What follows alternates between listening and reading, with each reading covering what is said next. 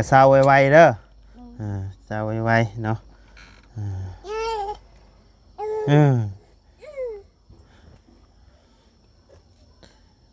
โมเมนต์น้อง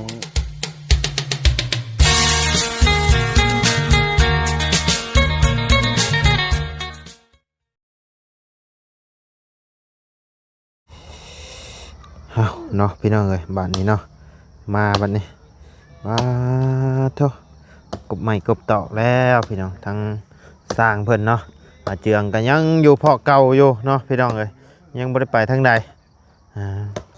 เอาก่อนอื่นก็กราบทักทายสบายดีเด้อเนาะพ่อแม่พี่น้อง FC เบิดทุกคนเนาะบ่ว่าอยู่ในและต่างประเทศก็ยินดีต้อนรับเข้าสู่ช่องบ่ได้คือเก่าพี่น้องเอ้ยถมแล้วเนาะบัดนี้แห้งได้นี่เนาะเจืองเนาะโอ้พี่น้องเอ้ยโธ่กบเรียบร้อยแล้วพี่น้อง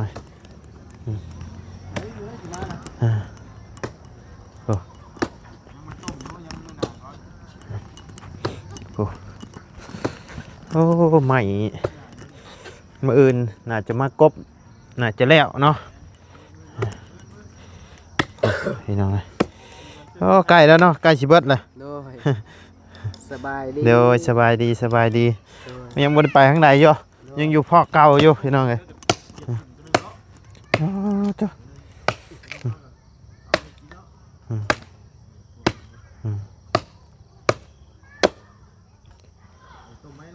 ใกล้แล้ว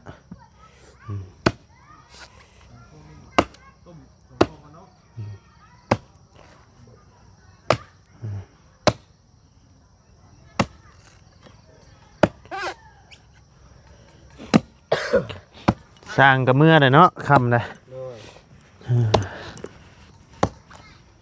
พอดีมาแต่ไปหาทั้งน้องบุตรเพิ่นพี่น้องเลยก็เลยแบะเข้ามาหาทั้ง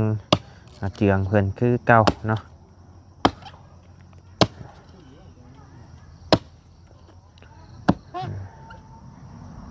นอนกับบุพันยังฮะนอนกับบุฟันยังนี่ไม่คิดว่าอยากใส่ตัวไรมันนี่จักแหละเหมือนจักโดยงงไปเลยโดย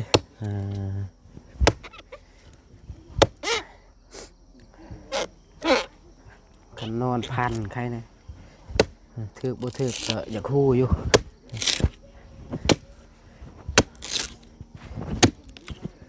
อันเป็นตะม่วนดีเนาะจีขวกไว้โดยมันคือสิบุเกิดเลยมั้งแบบนี้เนาะเกิดแหละยังมันหักยังบ่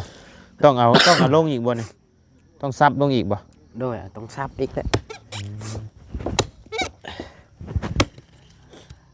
บ่ได้เอาล็อกมันนี่มืออื่นเพื่อละยาแล้วซับจังนี้เนาะเอาดินทมไว้แล้วกันแล้วเขาก็เอาลินมาคูนเอาก็ได้แล้วโดย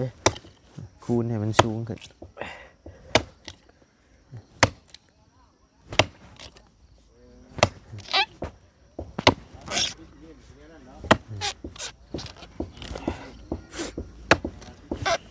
จะนั่งกินนั่งเข้มกับเจืองกับบะบุญเพิ่นกินนี่พี่น้องเลยมาต่อกันต่ออีกเนาะเจ๊โอ้แค่นั่งเข้มนะขอกับบัน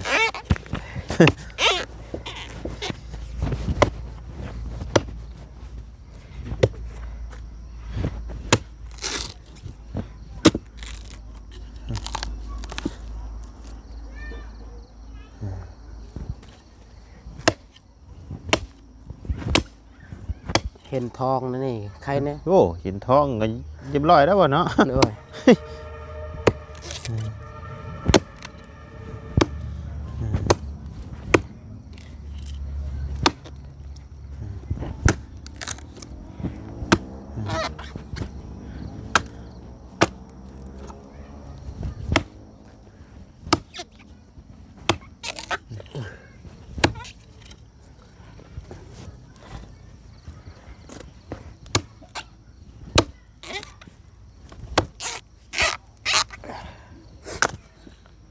พันขักพันขวดเนาะเขาขักก็ดีเลยขวนด้านนี้กันพี่น้องเป็นจะได้คือจะว่าเมียเป็นไข่บ่ โดย เออ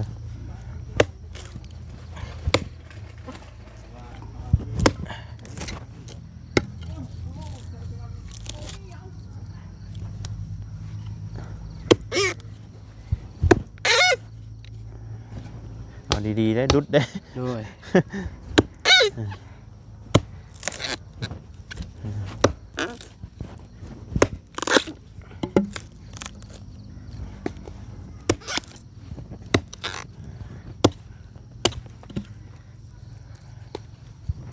เฮ็ดแต่เว้นเพิ่นเล่นนี่เนาะ โดย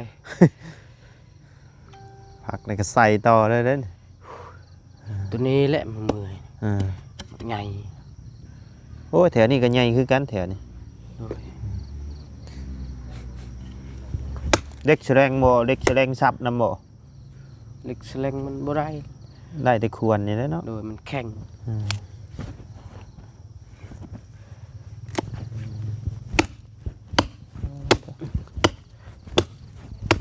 ไปต่ำอยู่ มื้ออื่นน่าจะเรียบร้อยมื้ออื่นนี่พี่น้องเอ้ย อื่น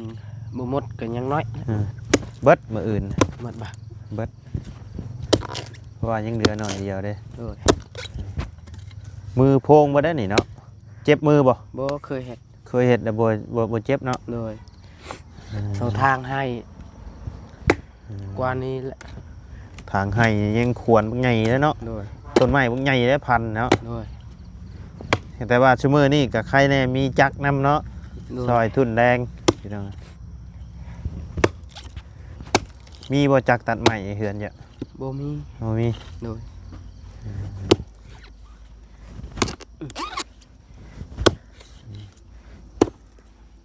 อืม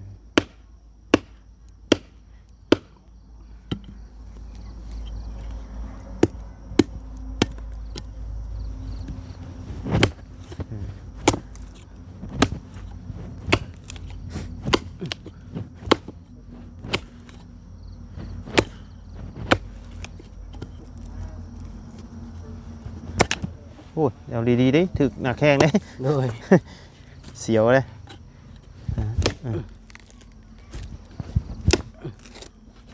ยืงท้องได้บัดนี้กินหนังนะ โดย นอนเจือง โดย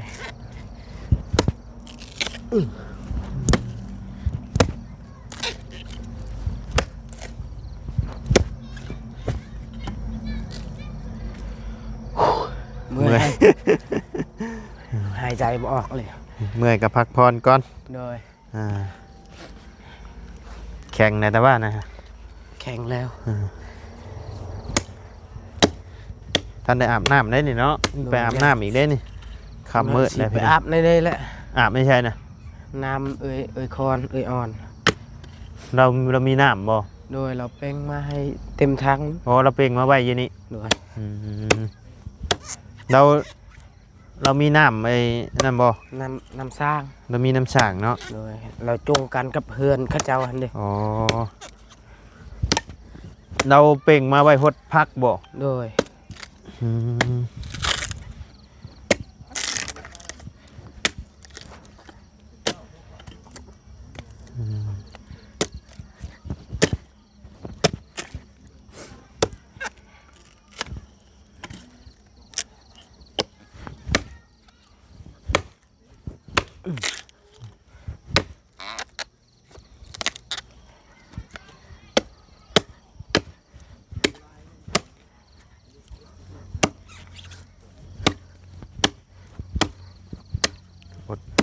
ทนอีกจักหน่อยหนึงมืออื่นก็แล้วแหละเมียกับบสำบายเนาะ โดย ชื่อหืดชื่อยามากินแล้วบ่ โดยกินแล้ว กินนะอ่าเจ้าว่าคือว่าเจ้าว่าสิคือว่าเชียงเบ้ากับจัก บ่แม่น บ่แม่นบ่ โดย อ่าชื่อแนวมาตรวจเบิ่งยันเป็น มัน คือ เป็ ว่าน หาก็เป็นมื้อเช้านี่ครับ อ๋อเป็นมื้อเช้านี่ โดย อืมลูกเจ้าได้จักเดือนได้จ้ะ ปีละหมดปี ฮอดปีแล้วบ่ โดย บ่แน่ได้เพิ่นบ่ได้ชักถือชักยาบ่จ้ะ ใช่ เมียจ้ะนะคือบ่ได้กินยาคุมบ่ บ่ ห่าน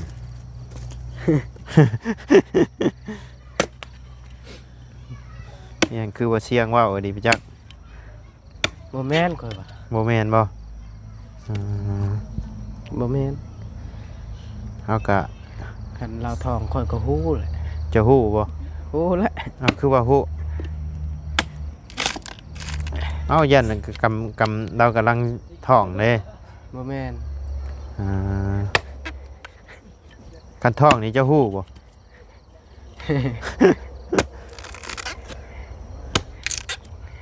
มันบ่เจ็บเป็นไข้ซื่อๆน่ะบ่แม่นท้อง ใครยีดอก โดย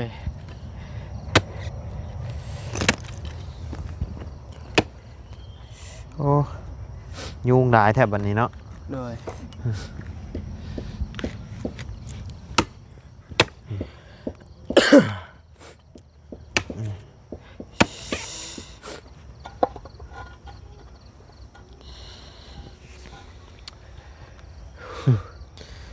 ไปพักผ่อนก่อน โดย เอาขาดในหันนี่พักผ่อนบัดนี้ โดย อาบน้ำอาบในคำมืดนะมืออื่นจังลุยต่อ โดย ยุงหลายใช่ บ่เฮ็ดขาดตัวนี้ว่ะ อืม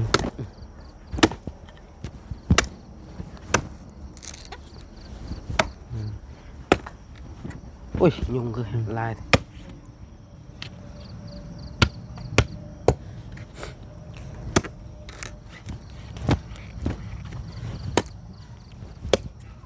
หาข้าวหาน้ำให้เมียกินนะบอกข้าวแดง โดยเรากินแล้ว กินแล้วเนาะ โดย อ่า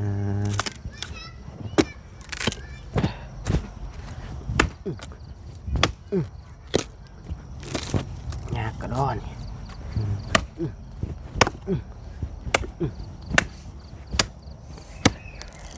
อุ้ยแข็งแรง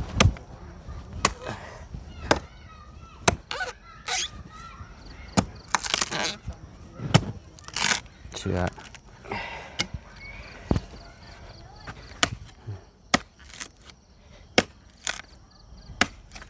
เดี๋ยวอีกจักเงาวันนี้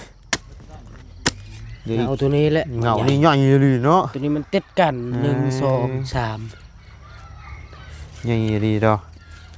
มืออื่นน่าจะแล้วนี่นะ บ่เคยเฮ็ดมือจนโพงมันแล้ว เออ นี่ยังว่าเคยเห็ดเนาะ โดย เก็บไปนี่บ่อันนี่นะ โดย ระวังมันเสียอีกเด้อ บ่จังได๋สิไปเอาดอกสิใส่ตัวนี้ อ๋อสิไปเอาดอกไฟมาติดนี่บ่ โดย เอาไฟมาฮอดพี่บ่ไฟ โดยฮอดพี่แหละ ต่อ มาจาก ต่อน้ำเพิ่นนี่บ่ โดย อ๋อโอเคโอเค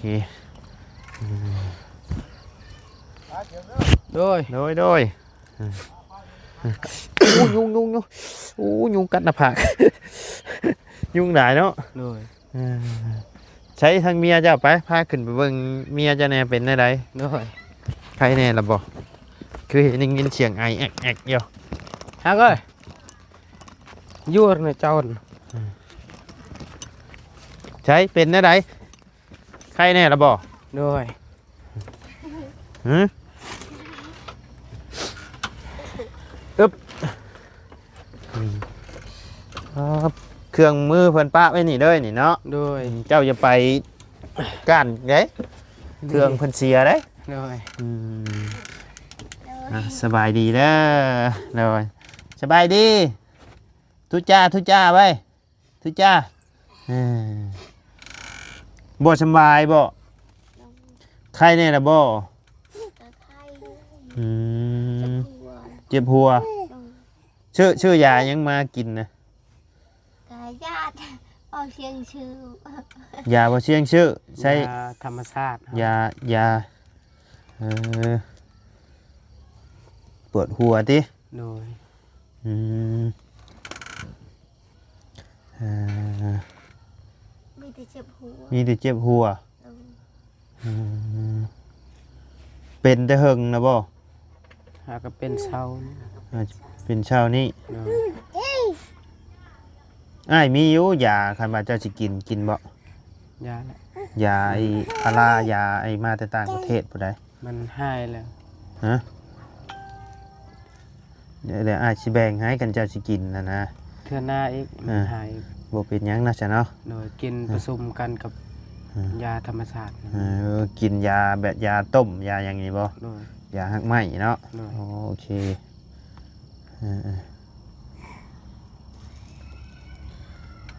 หาวนอนเลยนอนกลางมุ้งอยู่บ่นอนนี่นะ กลาง เออ และที่เราอยู่ ซื้อยากันยุงมาจูดน้ำเด้อ โดยมีอยู่ มีอยู่บ่ โดย ซื้อยากันยุงมาจูดน้ ก็ยุงลายเลย ำยุงมันได้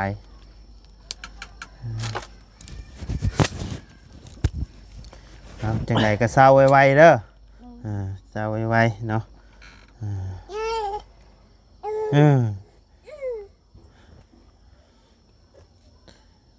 โมเมนน้องพระรักชิมีน้องอีกบ่นี่เนาะ โมเมนชิมีน้องให้อีกบ่นี่ ติ้วจ้าทุจ้าทุจ้า ทุจ้าไว้ทุจ้าไว้ ทุจ้า ทุจ้า ตาทุจ้าทุจ้าทุจ้าทุจ้า โอเคสามีแต่ว่าทางอ้ายก็จะได้กลับก่อนเด้อบัดนี้เด้อ โดย เศร้าไวๆเด้อ โดย โดยป้าสบายดีเด้อ ส เนาะ บายดี โดยอยู่ดีมีแห้งเนาะ โดย เปิดสุคนเนาะทุจ้าไปเด้อบ๊ายบายบ๊ายบายไว้บ๊ายบายอยากนอนได้นี่เนาะหรือว่าหาสิตื่นนอนบ่ สิตื่นนอน โอเคป้าซะไปเด้อเลยอย่าลืมไปเก็บเด้อเครื่องของเจ้าฮะ โดย โจรดักไปอีกเด้ ไปพี่น้องเลยสำหรับคลิปนี้ทั้งหมดไรก็จะได้ขอจบคลิปปิดคลิปลงไปเพียงซ้ำนี้กันเด้อพี่น้องเด้อพบเจอกันในคลิปหน้าเนาะสำหรับคลิปนี้ไปแล้วพี่น้องสบายดี